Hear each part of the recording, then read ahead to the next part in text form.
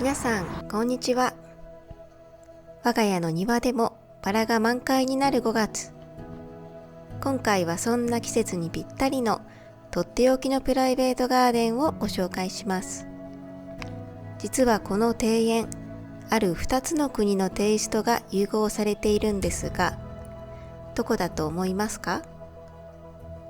手がかりを探しながらこの歴史ある庭園を一緒に散策してみましょう。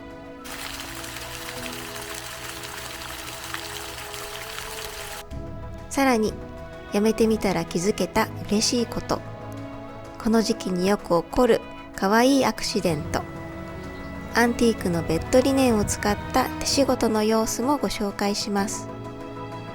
5月の Vlog 楽しんでいただけたら嬉しいです。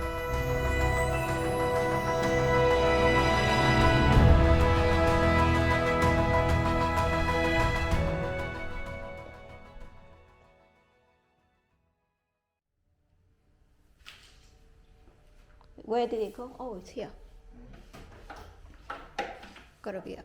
Where you going?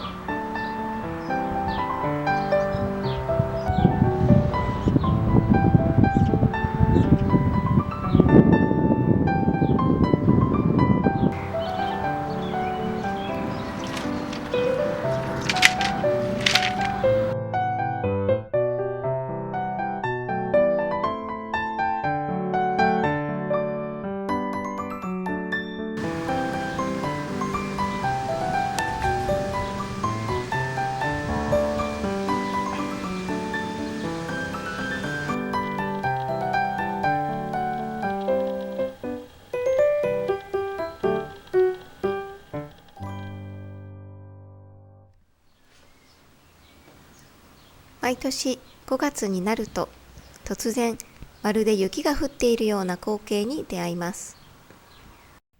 カメラにはうまく映らなかったのですが、白いふわふわしたものが空中にたくさん舞っています。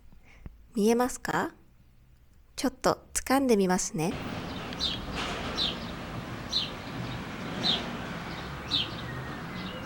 これです。雪のように見えたのはこの綿毛でした。多分川沿いにたくさん生えている柳の木から出ているものだと思います。調べたところによると、この綿毛自体はアレルギーを引き起こすものはないそうですが、他の植物の花粉を運んでくることがあるようです。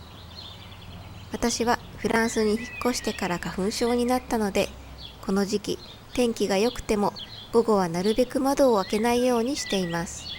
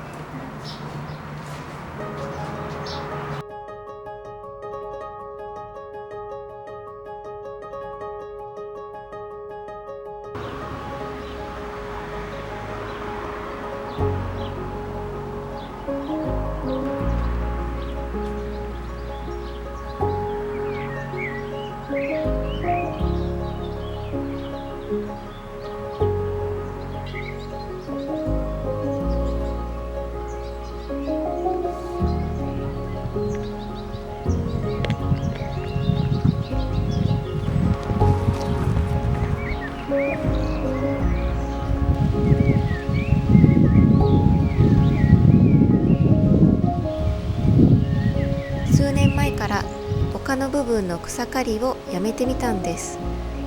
ちょうどこの階段の後ろに映っているエリアです。すると嬉しい発見がありました。なんとずっと欲しかった植物が生えてきていたんです。この白くて小さい花、何だと思いますか？以前もこのお花を使ってシロップ作りの動画を紹介しましたが、これはエルダーフラワーです。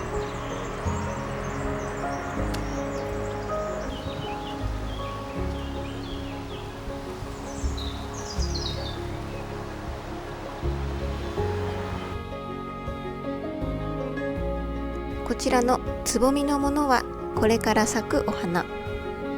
そしてこのように茶色いものがついているのはお花が終わった後のものです。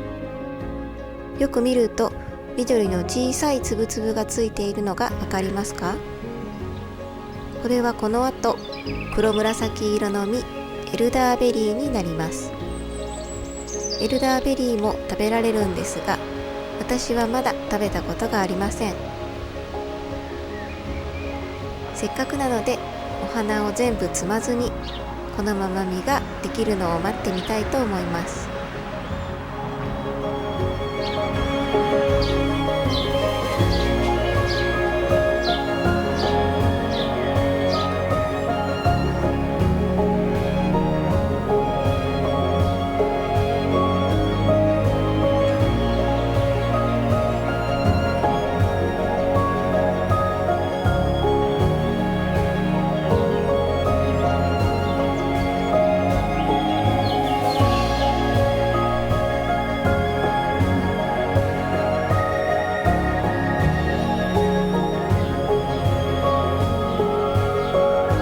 と、ここでアクシデントが。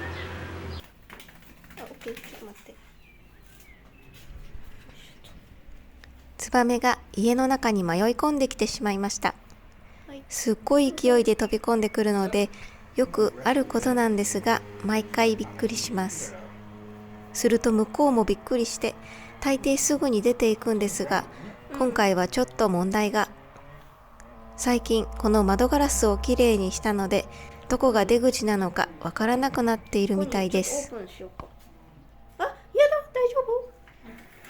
やだ。何？ちょっと待ってよ。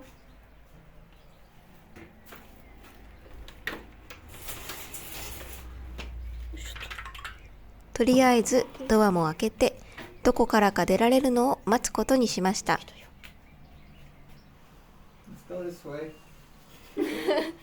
Oh, then how? Well, if we can get it half and half open, Okay. I think she'll figure it out. Well, she's very cute down here. かわいいな。What do we do? I think just leave her to figure it out.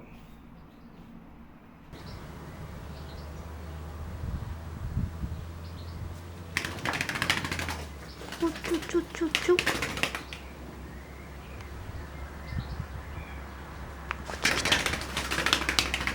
いや、あ、できた。なんとか外に出られましたね。一件落着です。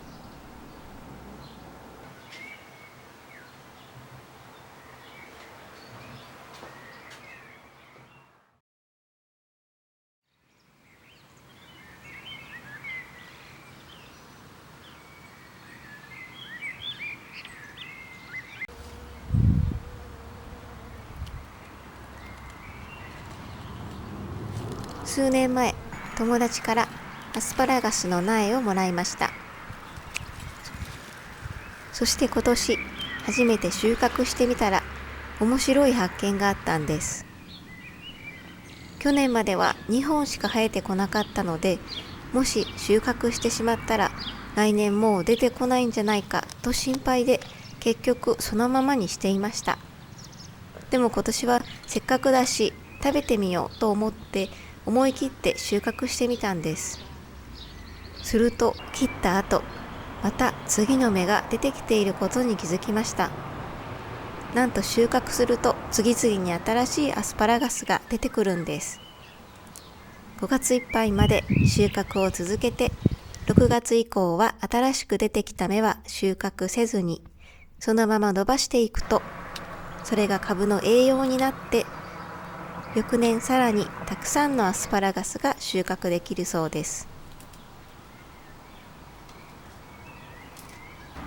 アスパラガスは多年草なので、一度植えれば毎年また芽が出てきます。それに実はスーパーだと結構高い野菜なんですよね。今年は1キロあたり13ユーロで、日本円だとだいたい1950円ぐらいでした。そう考えると、これからもっと増やせないかも調べてみたいなと思っています。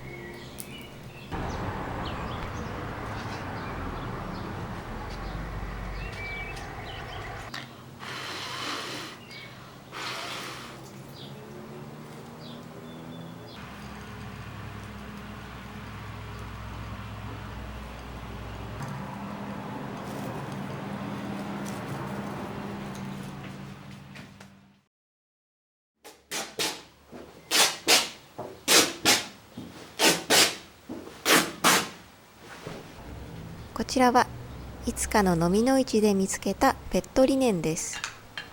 片側だけに手縫いのイニシャルとはしごみたいな可愛いレースがついています。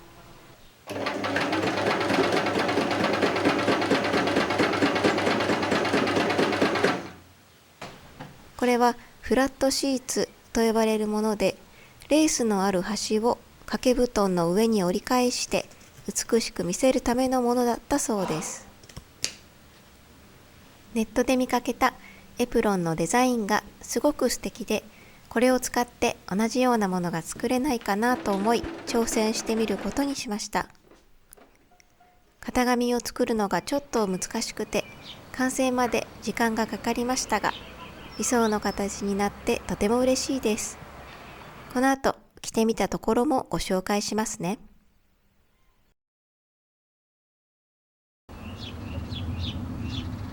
5月になってうちの庭でもバラがちょうど満開になってきた頃、他のお宅のお庭も見てみたくなって、近くのプライベートガーデンをいくつか探してみました。その中で気になったのがこちらのお庭。今回はここを一緒にのんびりと散策してみたいと思います。なんだかこの辺りカレーみたいな香りがします。この植物でしょうか。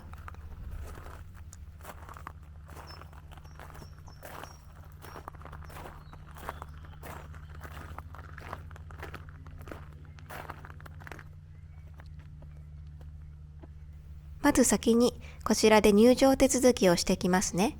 ちょっとお待ちください。かわいいね。あ、アーティチョークや。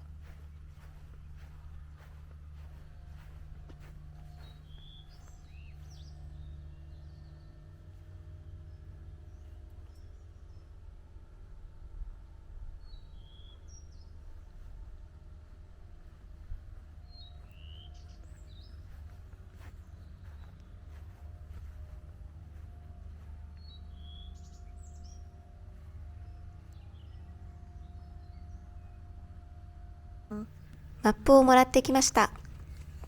お庭を巡る順路があるみたいですので、早速行ってみましょう。Where we are here? Here? Oh, we go back up the hill. いただいたマップにはかなり詳しくこの場所の歴史や興味深いことなどが書かれていますので、ところどころちょっとしたクイズや見どころも交えてお話ししますね。まず早速ですがクイズです。こちらの庭園はある2つの国のテイストが融合されているそうです。どちらもこの所有者であるガーデニング好きのご夫婦の好みがそれぞれ生かされて演出されているとのことです。ぜひどの国の雰囲気なのかなと想像しながら見てくださいね。答えはこの散策の最後にお教えします。ヒントはフランスではありません。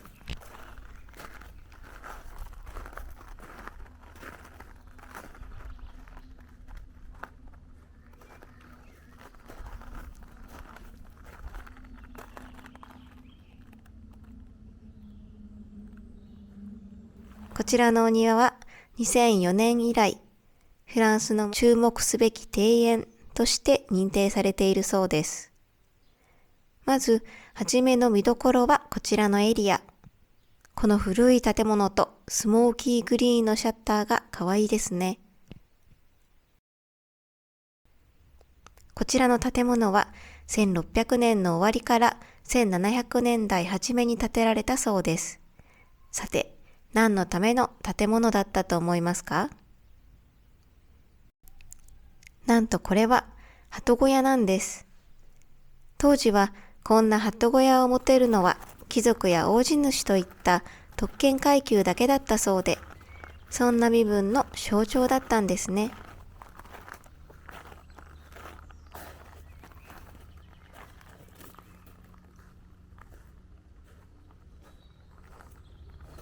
うわ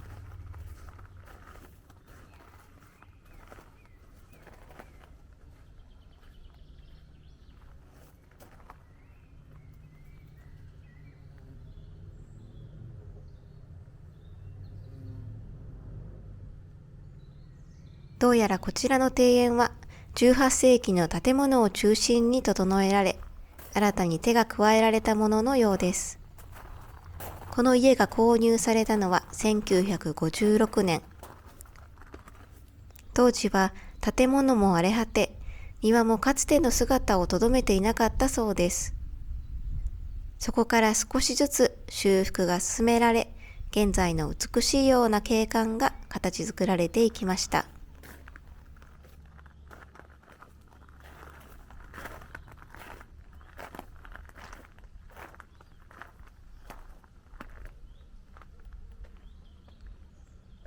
わ、皆さん、ちょっと軒下の2列のタイル張りの部分に注目してください。これは17世紀から南フランスで非常によく見られる建築的特徴で、ジェノワーズと呼ばれ、その名の通りイタリアから誕生したそうです。所有者の裕福度が高いほど多くなり、最大では4列になるそうですが、それは非常に稀とのことです。私は初めて知りましたが、面白いですね。今後、村を散策するときに注目したいなと思うポイントでした。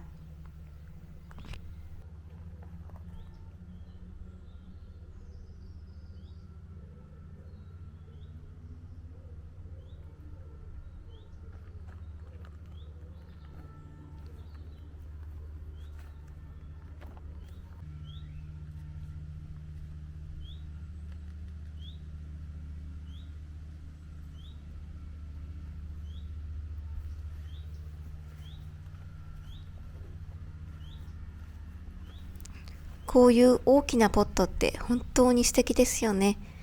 飲みの市でもよく見かけますが、結構お高いので、いつも見るだけで終わっています。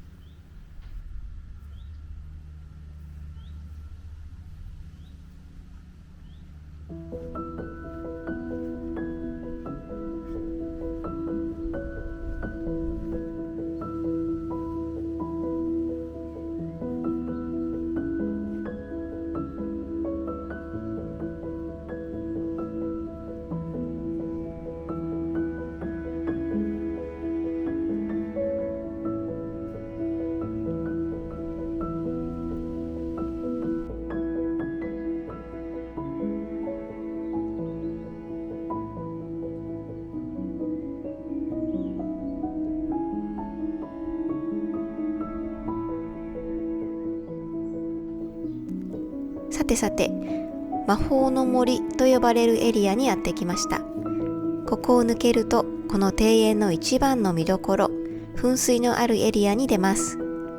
おすすめの展望ポイントもあるみたいです。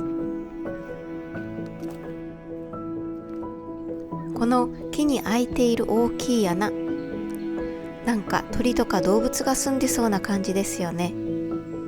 八つ頭だったりするのかななんて思いました。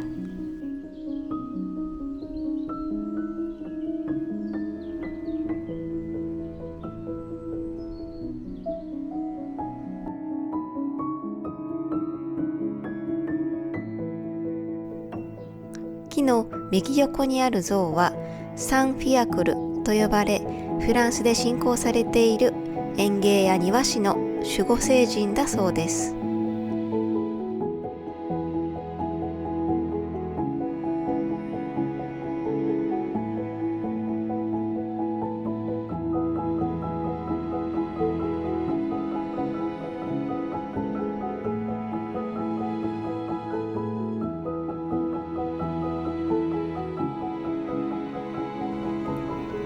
案内にはここからの眺めがとてもいいと書かれていました。ちょっと先にお伝えしておくと、光の加減でうまく撮影できなかったのですが、実際にこの場所に座って眺める景色は本当に贅沢だなぁと感じました。この石の椅子も何百年も前からここにあったものなんでしょうか。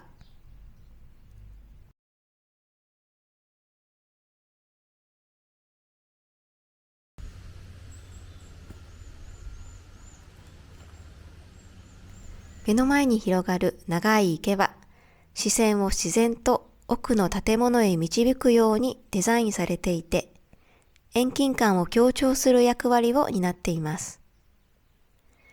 それでは噴水が始まったので少し近くに行ってみましょう。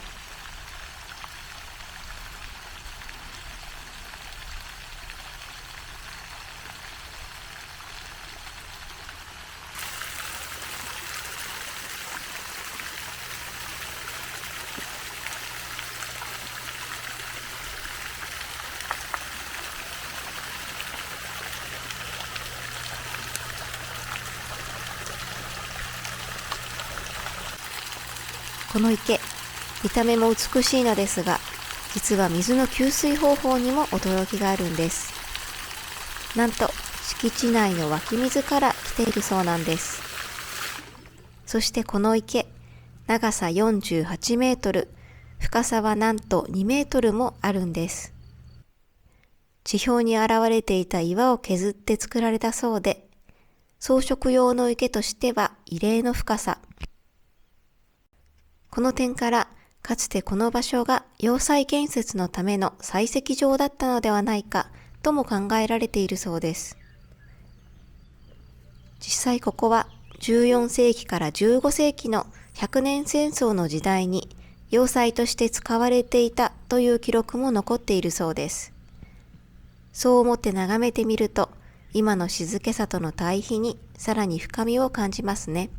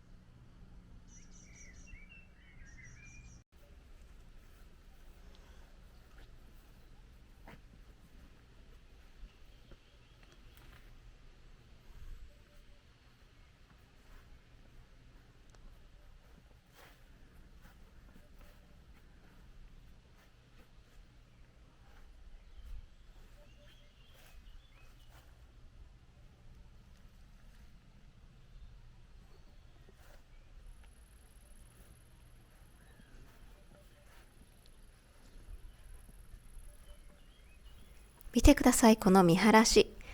素晴らしいですね。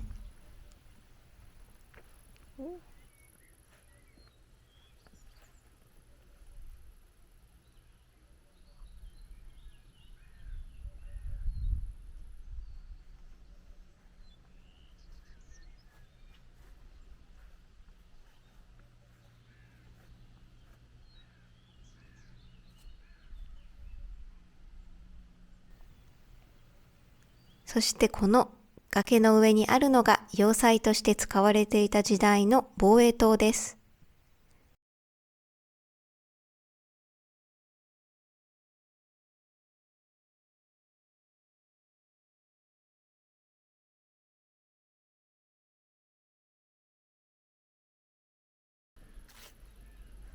Did something there.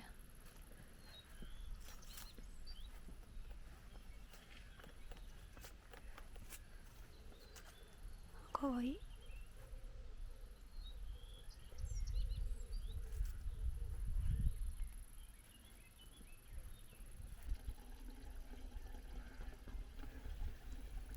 こちらの四角い池、実は当時は洗濯場として使われていたそうです。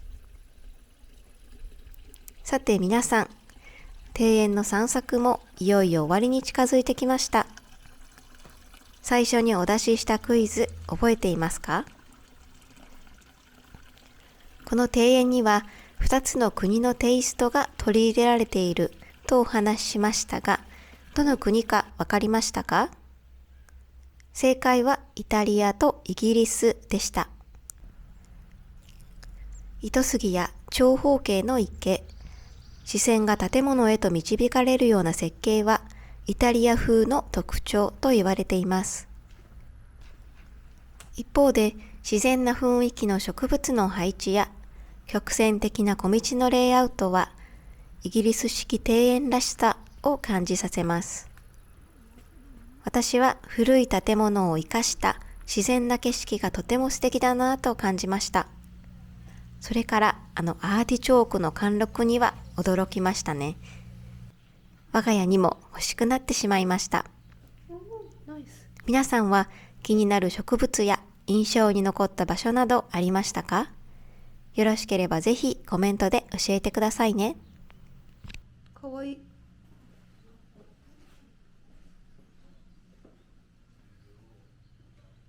I wonder if they sell these.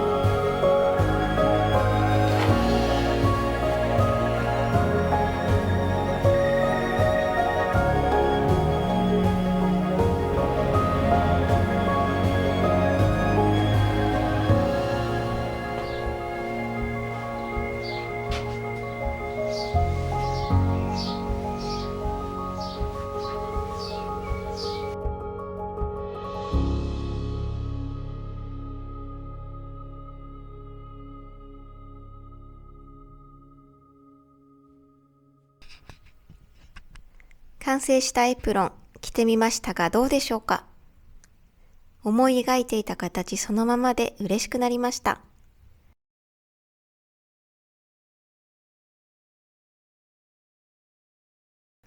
想像していたより少し重みはありますが、昔のベッドリネンらしい自然素材と丈夫さがやっぱり魅力です。